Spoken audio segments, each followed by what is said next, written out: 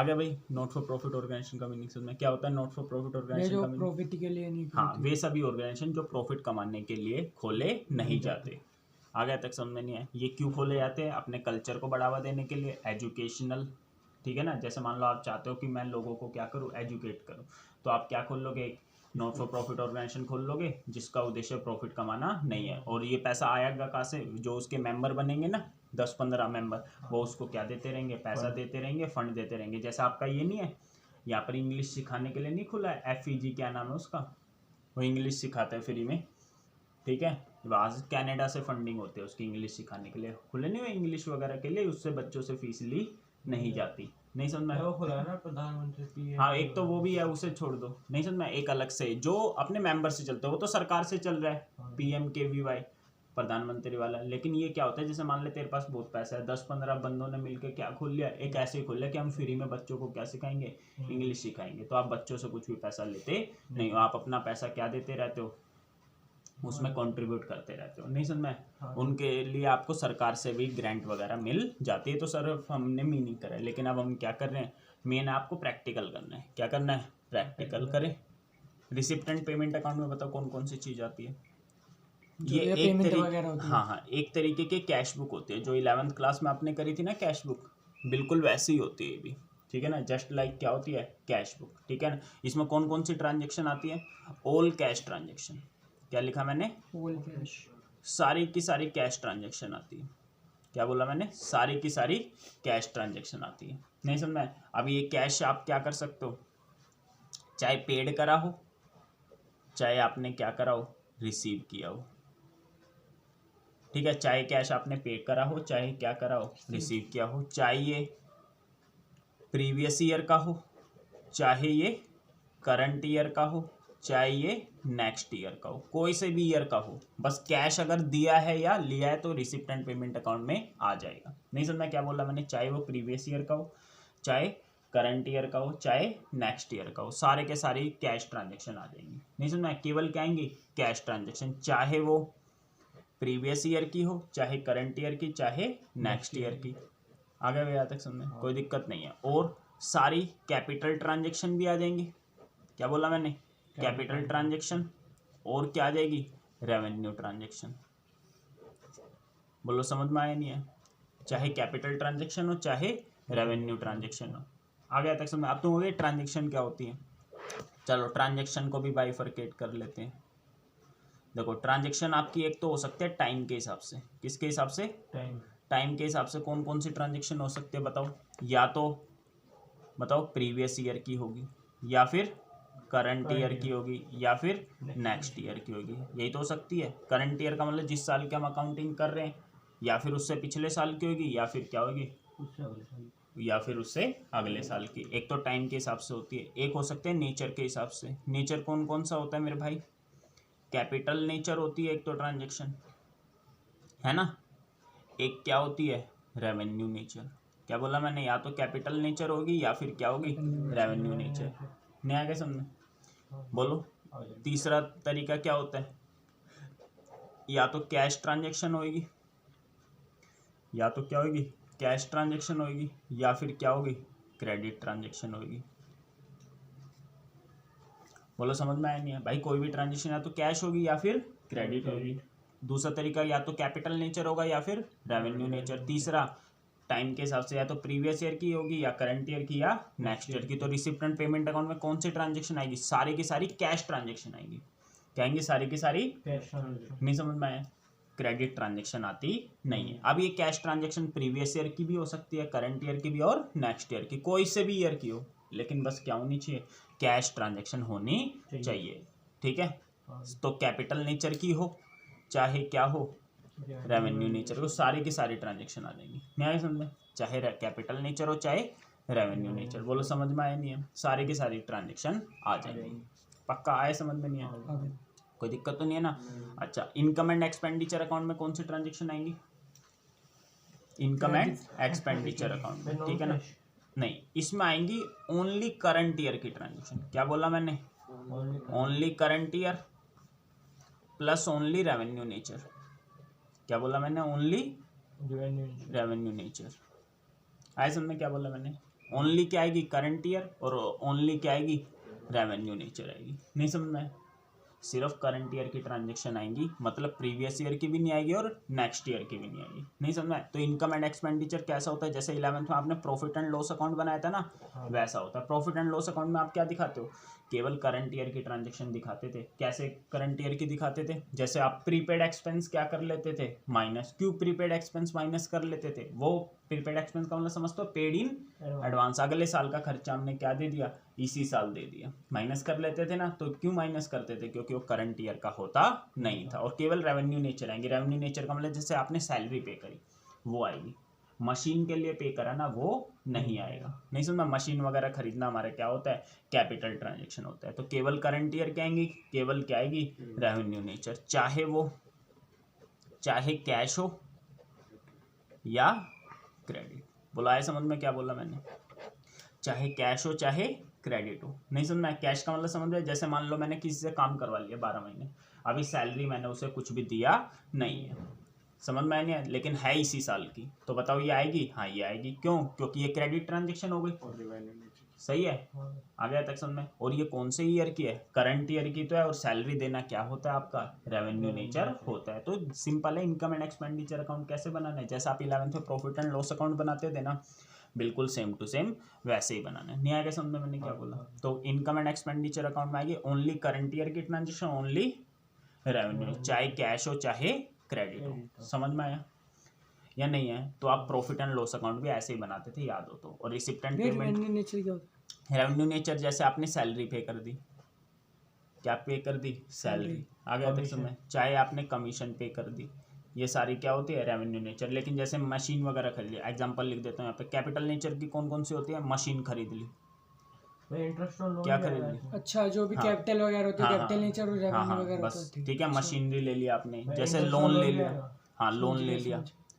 न्याय सुनने क्या ले लिया, लोन ले लिया। इंटरेस्ट ऑन लोन है ना, वो आ जाएगा इसमें, रेवेन्यू आएगा। हाँ रेवेन्यू नेचर, ठीक है ना। वैसे इंटरेस्ट ऑन लोन अभी आगे पढ़ोगे, अभी सिंपल देना, इंटरेस्ट वगैरह पे करेंगे तो कहाँ आएगा, इनकम एंड एक्सपेंडिचर अकाउंट में। अगर पे करेंगे तो एक्सपेंडिचर साइड, रिसीव करेंगे तो इनकम साइड। तो इसका फॉर्मेट देख लो, क्या देख लो, फॉर्मेट। तो इस साइड एक्सपेंडिचर आता है, डेबिट साइड, और यहाँ क्या आ जाता है, इनकम।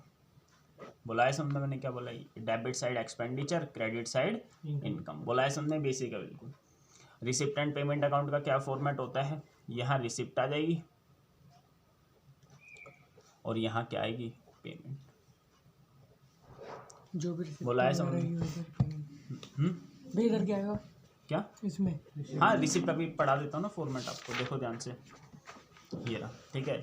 आया तक समझ में। तो रिसिप्ट एंड पेमेंट अकाउंट का फॉर्मेट देख लो, ठीक है। क्या लिख रखा है, रिसिप्ट एंड पेमेंट अकाउंट का क्या फॉर्मेट दे रखा है, पहला ओपनिंग बैलेंस आ जाएगा, cash in hand, cash at bank, ठीक है ना। अब जहाँ जहाँ से पैसा आ रहा है इस साइड लिख दो, जहाँ जहाँ पैसा, डेबिट साइड लिख दो जहाँ जहाँ से पैसा आ रहा है, और जहाँ जहाँ, ठीक है समझ, जहाँ जहाँ से पैसा आ रहा है डेबिट साइड, और जहाँ जहाँ पैसा जा रहा है कहाँ लिख देंगे, क्रेडिट साइड लिख देंगे। बोला है समझ में क्या बोला मैंने या नहीं है? अभी तो सिंपल क्वेश्चन देख रहे हैं हम, ठीक है।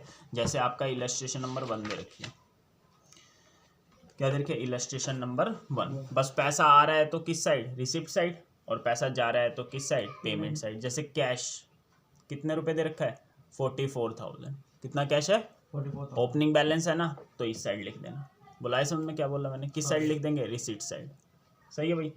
अच्छा अब आगे देखो, दूसरा क्या दे रखा है, सब्सक्रिप्शन, कितना दे रखा है, 3,76,000। सब्सक्रिप्शन का मतलब चंदा होता है, अभी आगे सब पढ़ोगे। तो पैसा आ रहा है जा रहा है, आ रहा है तो किस साइड लिख देंगे, डेबिट साइड, मतलब रिसीट साइड। बोला है समझ में भाई, सब्सक्रिप्शन है ना, किसी से हमें चंदा मिल गया, और ठीक है मिल गया तो पैसा यहाँ जाएगा। डोनेशन है ना, कोई हमें डोनेशन दे गया तो पैसा आ रहा है ना, तो कहाँ लिखा है, हमने दिया हो तो पेमेंट साइड आ जाएगा। लेकिन हम नहीं देंगे क्योंकि हमारा ऑर्गेनाइजेशन है ना, आगे समझ में नहीं है, हम नहीं देंगे। बोला है समझ में नहीं है, हमें मिलेगा ना, हमें खुद चंदे की जरूरत है, हम दूसरों को क्या देंगे। डोनेशन कितना है, 80,000, पैसा आ रहा है तो किस side, receipt side. Entrance fees है ना, एंट्रेंस फीस अभी आगे सब पढ़ोगे। एंट्रेंस फीस होती है जब आप किसी ऑर्गेनाइजेशन में एंट्री लोगे ना, ऑर्गेनाइजेशन का मतलब नॉट फॉर प्रॉफिट, तो वहाँ पर आपको कुछ फीस देनी पड़ती है। तो पैसा आ रहा है ना ऑर्गेनाइजेशन के पास, तो कहाँ जाएगा, 43,000। बोला है समझे। Rent realise from club hall, club का कोई हॉल है, उससे क्या मिला आपको, रेंट मिला, कितने रुपए, 52,500। तो पैसा आ रहा है तो किस side, receipt side. Electricity charges, तो बिजली का बिल आया है, तो ये पैसे हम देंगे या लेंगे, देंगे ना, तो ये किस साइड आ जाएगा, पेमेंट साइड। बोला है समझे। टैक्स कितने रुपए है, 5,000 टैक्स हमने पेमेंट कर दी ना, कहाँ जाएगा? Payment side. ठीक है, आगे सैलरी और वेजेस 2,15,000 पेमेंट कर दी, कहाँ जाएगा? Payment side. ऑनोरेरियम दे दिया सेक्रेटरी को। ठीक है ना, ऑनोरेरियम का मतलब क्या होता है? जो भी उसको तनख्वाह वगैरह देते हैं उसको हम क्या बोलते हैं? ऑनोरेरियम। ऑनोरेरियम छोटा अमाउंट होता है। ठीक है ना, पे कर दिया ना, किस साइड आ जाएगा? Payment side. ठीक है, आगे इंटरेस्ट रिसीव हो गया तो पैसा मिल गया ना, कहाँ जाएगा? Receipt side. तो मैंने बोला income and receipt and payment account में क्या आएगी? सारी की सारी कैश ट्रांजेक्शन आएंगी, सारी की सारी कैश ट्रांजेक्शन, चाहे प्रीवियस ईयर की हो, चाहे करंट ईयर की, चाहे नेक्स्ट ईयर की, चाहे कैपिटल हो, चाहे रेवेन्यू। नहीं आएगा समझ में? बोलो, कोई दिक्कत तो नहीं है ना? कर लोगे? तो बस इसका फॉर्मेट में क्या ध्यान रखना है? ओपनिंग बैलेंस आ जाता है कैश बैंक का, और यहाँ क्या आ जाता है?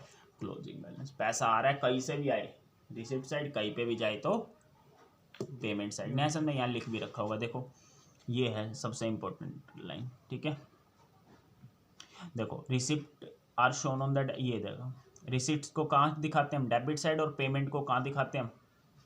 Credit side. ठीक है, it beings receipt and payment account, receipt and payment account every nature. क्या कह रहा है? रिसिप्ट एंड पेमेंट अकाउंट किस नेचर का? कोई भी नेचर हो, चाहे कैपिटल नेचर हो, चाहे रेवेन्यू नेचर हो। मैंने लिख दिया।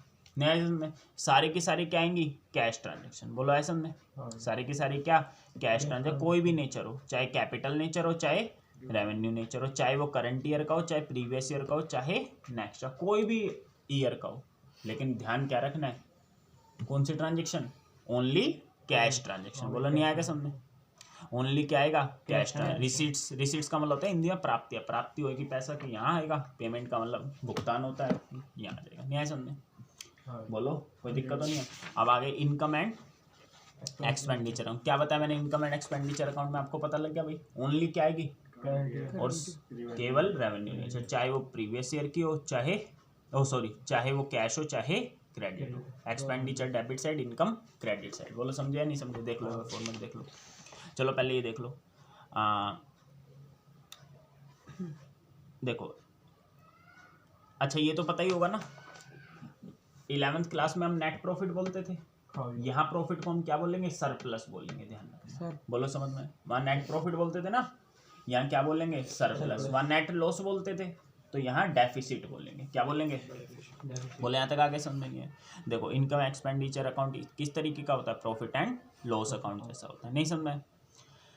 Since note for profit on, ये प्रॉफिट कमाने के लिए नहीं स्थापित किए जाते, तो इसलिए प्रॉफिट एंड लॉस अकाउंट बनाते नहीं। इसकी जगह पे क्या बनाते हैं? Income and expenditure account. समझ में आया नहीं है? बोलो। ठीक है, इनको डेफिसिट भी हो सकता है और सरप्लस भी होता है। देखो ध्यान से, सिंपल हटाओ। यहाँ रेवेन्यू एक्सपेंस आएंगे, हाँ आएंगे, लेकिन कौन से ईयर के आएंगे? केवल करंट ईयर के। बोलो समझ में आए? रेवेन्यू नेचर बोला ना, रेवेन्यू दो तरीके का होता है। रेवेन्यू एक्सपेंस भी हो सकता है, और रेवेन्यू क्या हो सकता है? इनकम भी हो सकती है। यहाँ समझ पढ़े ना, रेवेन्यू एक्सपेंडिचर और रेवेन्यू रिसिप्ट। तो रेवेन्यू एक्सपेंस आ जाएंगे, लेकिन कौन से ईयर के आएंगे? बोलो करंट ईयर के। तो ऊपर वही लिख रखा होगा। Income and expenditure account prepare किया जाता है at the end of accounting period. क्या फॉलो करके? मैच करते हो रेवेन्यू को किसके साथ? रेवेन्यू एक्सपेंस को किसके साथ? रेवेन्यू रिसिप्ट के साथ। ये 11th में पढ़ रखा है। मैच करने वाला समझते हो? जिस पीरियड के आप एक्सपेंडिचर सेल ले रहे हो ना, उसी पीरियड के हमें क्या लेने होते हैं? एक्सपेंस। वो मैचिंग कॉन्सेप्ट में बोला गया। किसमें बोला गया? मैचिंग कॉन्सेप्ट में। ठीक है, साफ नहीं आ रहा ना इसमें यार, उस वाले। चलो ठीक है, ऐसे आएगी। सही है भाई, आए समझ में यहाँ तक? अच्छा, revenue expense for the account. ठीक है, ये समझ में आ गया? रेवेन्यू एक्सपेंस ले लेंगे for the accounting period. For the accounting period का मतलब समझे? जिस साल का बना रहे हो केवल उसी साल के आएंगे रेवेन्यू एक्सपेंस। तो भाई जिस साल का बना रहे हो उसी साल के आने का क्या मतलब हुआ? मतलब करंट ईयर के आएंगे। नहीं समझना है? चाहे वो पेड करें हो या ना करें। नहीं आगे समझ में भाई? रेवेन्यू इनकम भी आ जाएगी, लेकिन कौन से पीरियड की? उसी अकाउंटिंग पीरियड की। उसी अकाउंटिंग पीरियड का समझना है? जिस पीरियड की आप अकाउंटिंग कर रहे हो। नहीं समझना है? चाहे वो रिसीव कर रहे हो चाहे ना करो। बोलो आए समझ में? बोलो। ठीक है, मैंने वो यही तो बोला भाई, सारे आ जाएंगे, लेकिन रेवेन्यू नेचर आएंगे, वो भी किसका? करंट ईयर का। तो वही तो लिख रखा है। करंट ईयर समझना के कैसे लिख तो रखा? For the accounting period. बोला है समझ में? प्रैक्टिकल के थ्योरी जरूरी है। ठीक है ना? नॉन कैश एक्सपेंस आ जाएगा, डेप्रिसिएशन पे। कैपिटल एक्सपेंडिचर आएंगे? नहीं आएंगे। बोला है समझ में? जैसे परचेज ऑफ लैंड, उसे यहाँ पर दिखाएंगे नहीं, ठीक है। 11th में भी नहीं दिखाते थे हम, प्रॉफिट एंड लॉस अकाउंट में बुलाया हमने। अच्छा, कैपिटल इनकम आएगी? नहीं आएगी। कैपिटल इनकम कौन है? जैसे डोनेशन मिल गई हमें स्पेसिफिक पर्पस के लिए, आगे पढ़ोगे आप। सिंपल डोनेशन मिल रही है वो तो इनकम एंड एक्सपेंडिचर अकाउंट में, लेकिन डोनेशन मिल रही है स्पेसिफिक पर्पस के लिए, तब आपकी कहाँ जाएगी? बैलेंस शीट में। तब बैलेंस शीट में आएगी, तब यहाँ नहीं आएगी। बोलो समझ में? मैंने क्या बोला? अभी पता लग जाएगा। जैसे आपको कोई बंदा मर रहा है और वो क्या गया कि इससे क्या बनवाना? मंदिर ही बनवाना। नहीं समझ में? इससे क्या बनवाना? मंदिर ही। तो वही बनवाना पड़ेगा, और कुछ बनवा नहीं सकते। नहीं समझ में आया? बोलो ना। ठीक है, कोई भी एक स्पेसिफिक पर्पस बता देगा, ठीक है।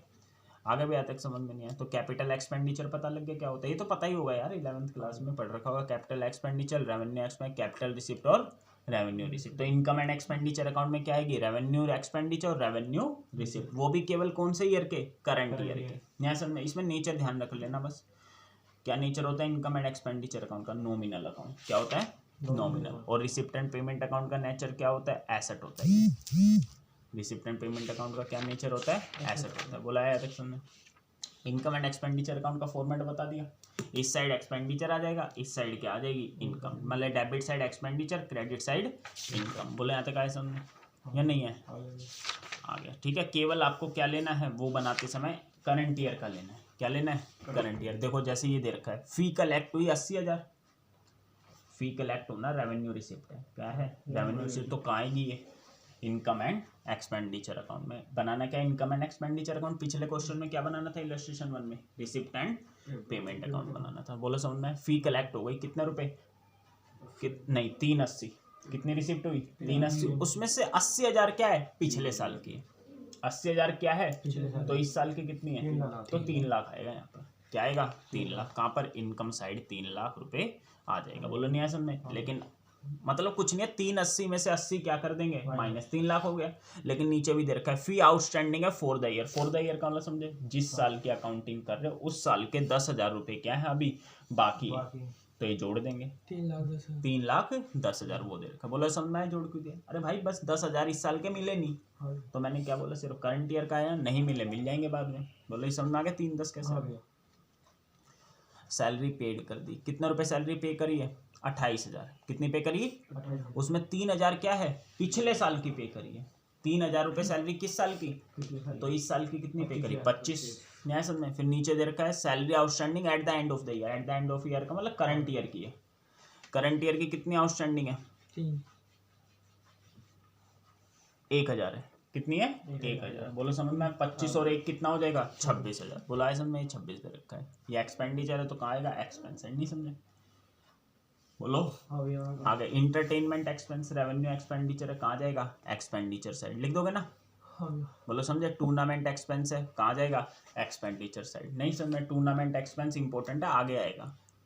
आगे आएगा भी ये सारे। अभी तो मैं सिर्फ बेसिक बता रहा हूँ। बोला है समझ में? नहीं है? कोई दिक्कत नहीं। ठीक है, जिसने पहले कर रखा है ये वाला चैप्टर उसको बता देता हूँ। अगर ये टूर्नामेंट फंड होता तो उसमें से टूर्नामेंट एक्सपेंस पहले क्या कर देते? माइनस। जब फंड नहीं होता ना तब आता है एक्सपेंस। टूर्नामेंट एक्सपेंस कहाँ पर? एक्सपेंडिचर। करेंगे आगे, छोड़ो आगे में। और बैलेंस शीट तो हमें बनानी आती है। नहीं आया भाई समझ में? तो आज का हम पहला टॉपिक स्टार्ट कर रहे हैं। इसमें देखो क्या क्या, देखो ध्यान से करे भाई। देखो ये क्या दे रखी है? Accounting treatment of import. आज सिर्फ मैं थ्योरी बता रहा हूँ आपको, नहीं समझ? फिर देखेंगे टाइम होएगा तो फिर वो भी कराता हूँ मैं। 10 मिनट रहेगा, कोई बात नहीं। अकाउंटिंग ट्रीटमेंट किसका?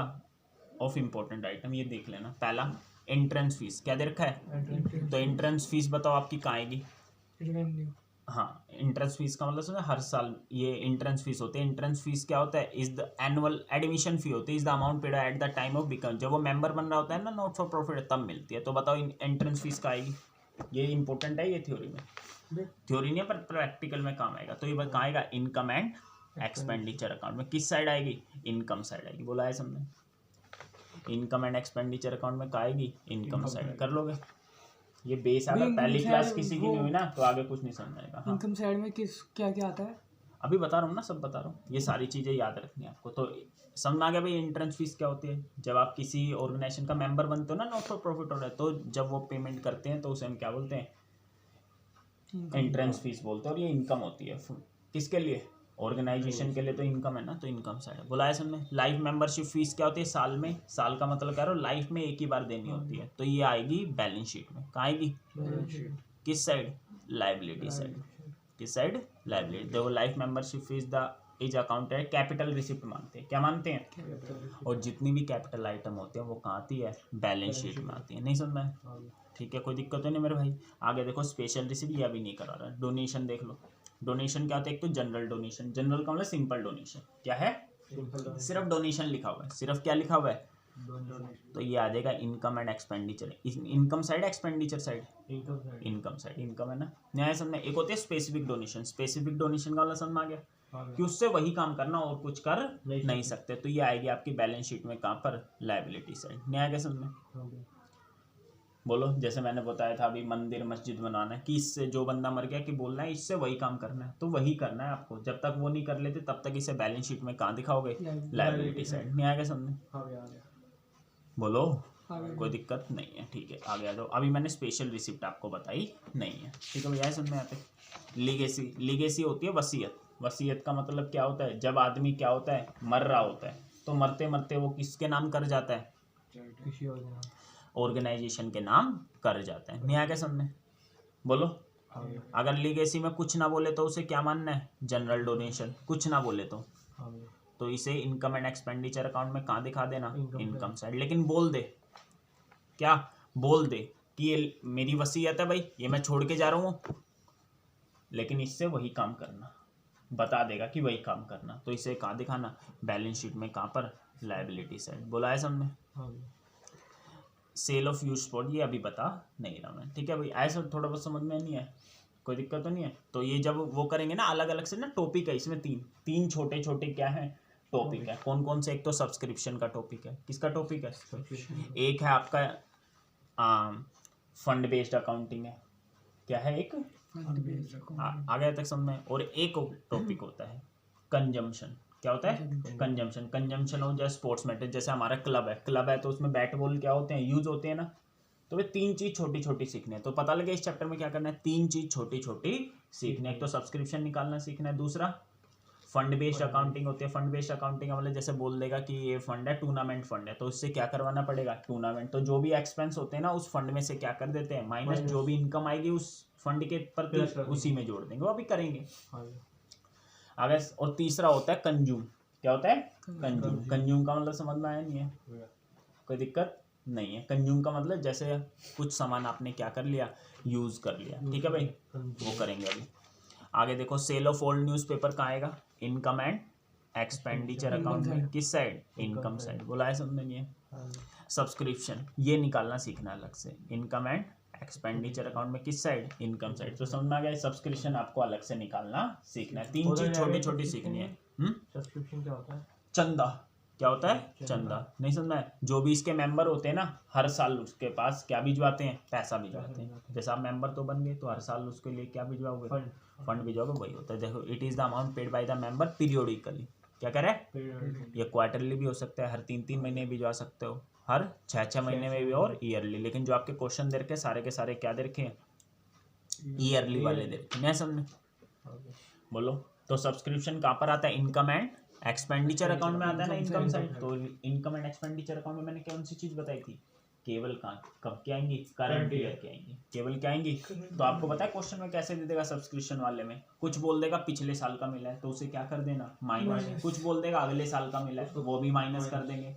कुछ बोलेगा इस साल का हमें मिला ही नहीं, तो वो क्या कर देंगे, प्लस कर देंगे। वो सब करेंगे प्रैक्टिकल। नहीं आया भाई समझे। आगे देखो, ये सबसे ज़्यादा इंपॉर्टेंट है, सब्सक्रिप्शन, मेन सब्सक्रिप्शन होता है। ये समझ में नहीं आता बच्चों को, ठीक है, लेकिन हम करेंगे। ऑनोरेरियम क्या होता है, honorarium income and expenditure account में कहाँ आएगा, एक्सपेंडिचर साइड। अच्छा तुम कहोगे रिसिप्ट एंड पेमेंट अकाउंट में क्यों नहीं बता रहा, भाई receipt and payment account paper में बनाना आता नहीं है। और रिसिप्ट एंड पेमेंट अकाउंट में आ जाए तो है क्या, बहुत आसान है। पैसा आ रहा है तो रिसिप्ट साइड, जा रहा है तो पेमेंट साइड। बोलो समझे या नहीं समझे, पक्का। आगे ये ऑनोरेरियम क्या होते हैं, टोकन पेमेंट होते हैं, जो हम किसको देते हैं, उस पर्सन को देते हैं जो अपनी मर्जी से क्या देता है, सर्विस देता है, किस में, नॉट फॉर प्रॉफिट ऑर्गेनाइजेशन में। नहीं समझ में। आगे देखो रेवेन्यू एक्सपेंस जितने भी एक्सपेंस बच गए, जितने भी एक्सपेंस कैसे बच गए, रिपेयर, डेप्रिसिएशन, नया समझ, स्टेशनरी, इंश्योरेंस, एडवर्टीजमेंट, समझ में आया भाई, वेजेस, सैलरी, रेंट, प्रिंटिंग, ये सारे कहाँ आएंगे, इनकम एंड एक्सपेंडिचर अकाउंट में, किस साइड, एक्सपेंडिचर साइड, बोला है समझे, कोई दिक्कत नहीं है। रेवेन्यू रिसिप्ट बता दी थी, ये कहाँ आएगी, इनकम एंड एक्सपेंडिचर अकाउंट में, किस साइड, इनकम साइड, बोला है समझे, कोई दिक्कत नहीं है, ठीक है। आगे तक समझ, जैसे आपको रेंट मिल गया, पेड करा तो रेवेन्यू एक्सपेंस, रिसीव हुआ तो रेवेन्यू रिसिप्ट, ठीक है ना, लेक्चर, ठीक है ना, और इंटरेस्ट ऑन इन्वेस्टमेंट, ये सब नहीं समझना। बोलो आगे कैपिटल एक्सपेंडिचर, ये कहाँ आता है, बैलेंस शीट में, कहाँ आता है, बैलेंस शीट में, किस side, asset side. Capital receipt कहाँ आएगी, बैलेंस शीट में, किस साइड, लायबिलिटी साइड। कंज्यूम, ये मैंने बताया था अभी, निकालना सीखना अलग से, एक्सपेंडिचर सा, इनकम एंड एक्सपेंस, ये बताया था ना निकालना, 3 चीज नहीं बताई थी, तो फंड बेस्ड अकाउंटिंग, दूसरा सब्सक्रिप्शन, और तीसरा क्या है, कंज्यूम, मेन यही है आपका, बोला है समझे या नहीं है। तो यहाँ तक हो गया ये वाला, देख लो आप पीछे क्वेश्चन भी देख सकते हो, बस थ्योरी आपकी क्या हो गई, कंप्लीट हो गई। अब पीछे क्वेश्चन देख सकते हो आप, क्वेश्चन में देखो एक बार क्या लिख रखा है, देखो सबसे पहले कौन से, फंड बेस्ड अकाउंटिंग दे रखा है ना, फंड बेस्ड अकाउंटिंग, ये क्वेश्चन कहाँ तक आपके, जहाँ तक भी है। फिर क्या दे रखा है, सब्सक्रिप्शन, क्या दे रखा है, समझ में आ गया। फिर क्या दे रखा है, कंज्यूम, नहीं समझ, जब ये तीनों चीज आ जाएंगी तो क्या पेपर में आता है, इनकम एंड एक्सपेंडिचर अकाउंट बनाना आता है, क्या बनाना आता है, तो उसके बाद हम क्या करेंगे, इनकम एंड एक्सपेंडिचर अकाउंट बनाना सीखेंगे। ये नहीं आएगा समझ में, तो ये आपको छोटी छोटी चीज सीखनी है, ठीक है। अब देखो आज कुछ नहीं समझ में आया तो पूछ लो एक बार, देखो एक बार दोबारा देख लो रिवाइज, पहले मैंने बताया, receipt, capital receipt, revenue expenditure, capital expenditure, ये कहाँ आते हैं, क्या बता रहा हूँ सब। देखो ट्रांजेक्शन बता दी भाई, कितने तरह, टाइम के हिसाब से होती है, नेचर के हिसाब से, ठीक है ना, और ये इसका कोई नाम नहीं है, बस ऐसे ही है, नहीं समझ आ गया तक समझे। टाइम के हिसाब से प्रीवियस ईयर की होती है, करंट ईयर की और नेक्स्ट ईयर की। नेचर के हिसाब से कैपिटल नेचर और रेवेन्यू नेचर। रेवेन्यू नेचर की कहाँ आती है, वो इनकम एंड एक्सपेंडिचर अकाउंट में। कैपिटल नेचर की कहाँ आती है, बैलेंस शीट, कोई दिक्कत तो नहीं है। कैश ट्रांजेक्शन होती है और एक क्या होती है, credit transaction. Receipt and payment account में बता दी कौन सी ट्रांजेक्शन, केवल कैश ट्रांजेक्शन, चाहे वो पिछले साल की हो, चाहे इस साल की हो, चाहे अगले साल की, चाहे कैपिटल नेचर चाहे रेवेन्यू नेचर, लेकिन होनी चाहिए केवल कैश, ये लिख रखा है। इनकम एंड एक्सपेंडिचर अकाउंट में पता लग गया, केवल करंट ईयर की और केवल रेवेन्यू नेचर, न्याय समझ में, चाहे कैश हो चाहे क्रेडिट हो, मतलब पे करा हो या ना करा हो, रिसीव हुआ हो या ना हुआ, न्याय समझ में। फॉर्मेट एक्सपेंडिचर साइड इधर, debit side, income side credit side होती है, नहीं sir. Receipt and payment account, debit side receipt, credit side payment. Opening balance या रिसिप्ट साइड आएगा, क्लोजिंग बैलेंस का आएगा पेमेंट साइड। किसका क्लोजिंग बैलेंस, कैश का, कैश और बैंक का। और बैलेंस शीट वो मैंने बताया नहीं आपको, बैलेंस शीट में क्या आता है, क्या आता है बैलेंस शीट में, वो बताई नहीं, ओनली कैपिटल नेचर। कौन से नेचर, कैपिटल नेचर, बोला आ गया तक समझ। तो आज के लिए हम इतना ही कर रहे हैं, ठीक है। कल हम क्या करेंगे, प्रैक्टिकल करेंगे। सबसे पहले आसान कराओ मुश्किल, बताओ, देख लूँगा। सारे बच्चे होंगे तो मुश्किल वाला, मुश्किल कौन सा होता है, सब्सक्रिप्शन, और कम बच्चे होंगे तो क्या करा दूँगा, आसान। आसान कौन सा होता है, फंड बेस्ड अकाउंटिंग और कंज्यूम, नहीं समझे, कोई दिक्कत नहीं है। चलो ठीक है, आज के लिए इतना ही कर रहे हैं हम।